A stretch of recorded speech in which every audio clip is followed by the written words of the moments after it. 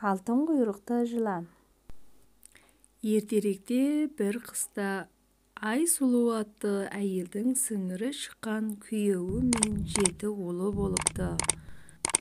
7 баланы бағу үшін әйелдің күйеуі Құдайдың құтты күні таң сәріден атызға барып, еңбек етіп түн жамыла оралса, Айсұлу әр күні табанынан тозып, өзеннен су тасып, тоғайдан отын әкеліп, тамақ жасау сияқты күні бойы үй жұмысын істеп, жанында әмір таппайды екен.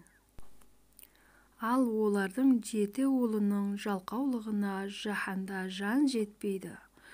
Күйзелген күндерінде де әке-шешесіне олардан хайыр болмапты.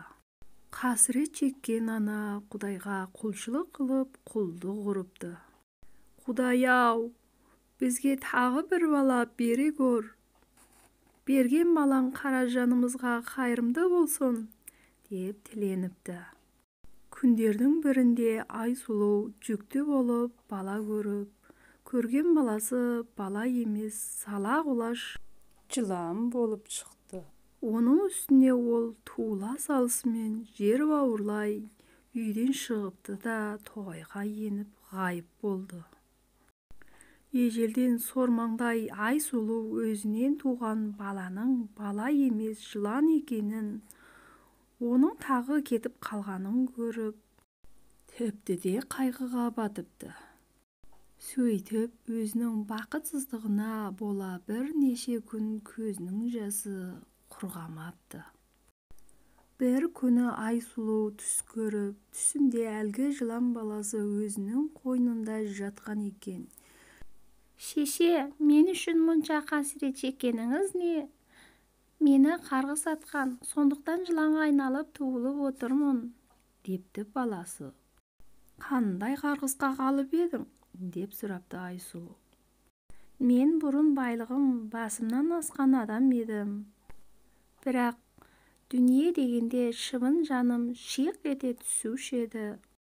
Сол дүниеден ешқашанда жан пендеге, тіпті ақ сүттін емізген анама да соқыр жармақ ұстатпадым. Байлығым басымнан асып төгіліп жатса да шешем аштан өлді. Менің бұл күнәмді қара жер көтермейді ғой, сондықтан менің аруағым жыланға айналып бұл дүниеге қайта келіп, бармағымды тістеп отырмын. Ендігі жерде әр күні сізге бір сүйем алтын беріп күнәмді жумақпын, депті жылан.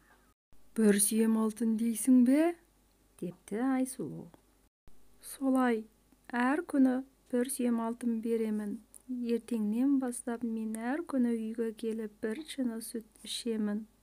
Сүтті ішіп болған кезде сіз менің құйрығымнан бір сүйем кесіп алсаңыз, ол дереу алтынға айналады, депті жылан.